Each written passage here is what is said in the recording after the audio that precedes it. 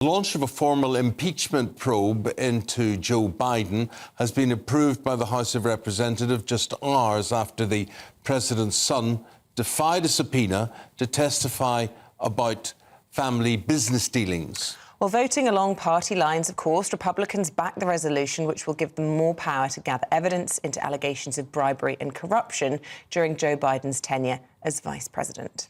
OK, a very messy situation, all of this. Let's go to Steve Gill.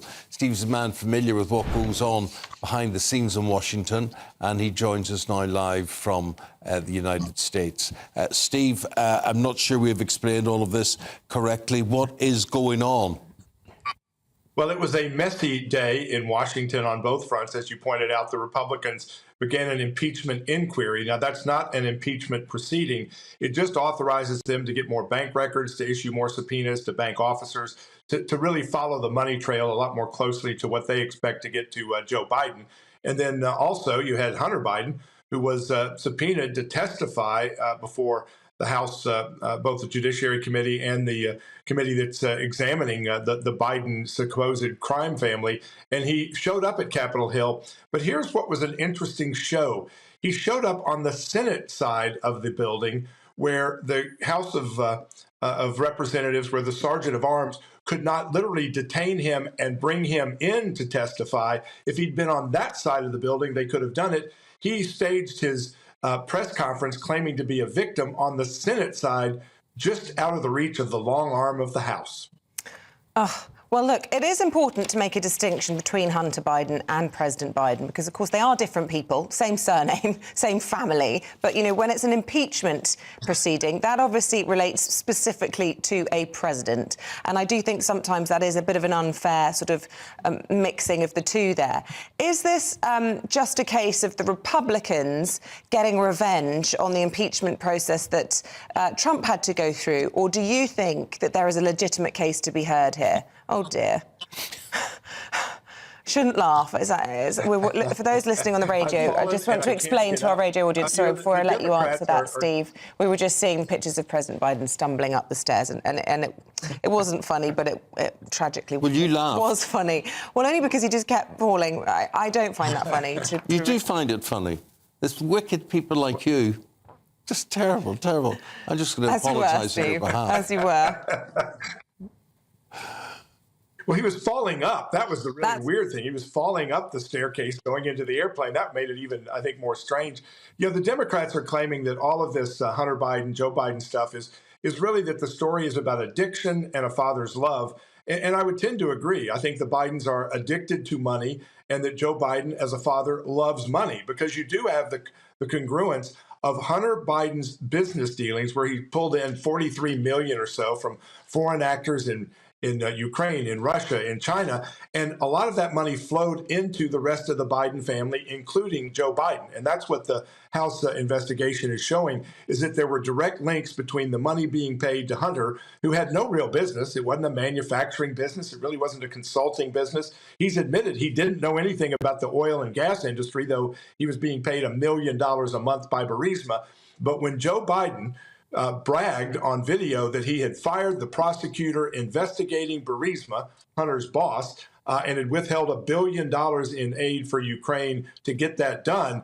That showed, I think, one of the first of many nexuses between Hunter's business and Joe Biden's activism on behalf of the companies that Hunter was representing. And now we also have that money was flowing into other members of the Biden family, including a 10-year-old nephew. Not sure what expertise he had in oil and gas industry, but millions of dollars were flowing not just to Hunter, not just through 11 different corporations to Joe Biden, but to various family members. And under the U.S. Constitution, you can be impeached for high crimes and misdemeanors, treason, and bribery. And bribery, as defined by U.S. law, is not just going directly from one person to the other. It can also go to their agents, to their people that are on their kind of circle of business, and also to family members. So I think there's a lot more here that will be uncovered that's Yeah. not going to be good for Biden. Just quickly, I mean, you started by saying, the Bidens are addicted to money. A lot of people could say the same for the Trumps. That's not a political statement. That's just a fact. I mean, I think even Trump himself would say,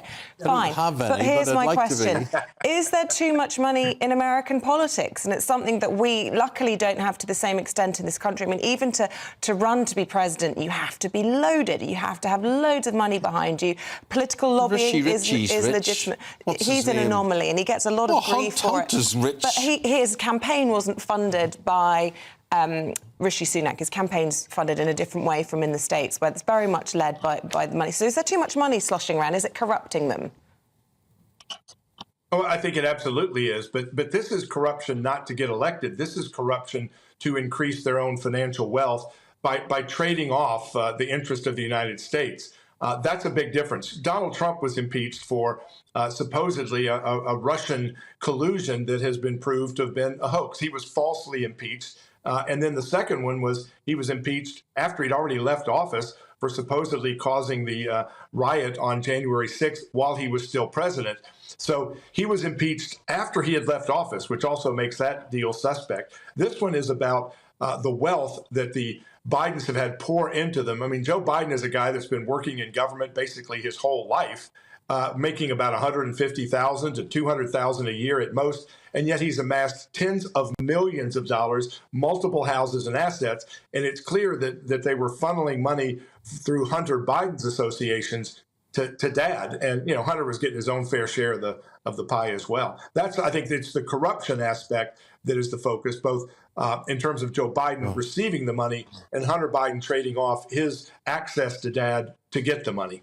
But gosh, that's amazing. That's a bad reflection. That does not look well at all, Steve. But what also doesn't look well, I mean, Biden hasn't declared he is running again, but he hasn't not said he isn't running as well. And we talk about the addiction to money. What about the addiction to power? You talked about him being in government for his whole life.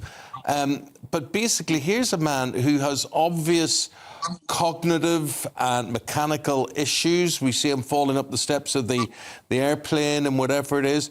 How is the Democratic Party not coming forward with real alternatives to this man? Why is no one standing and saying, look, Joe, you can't do this again?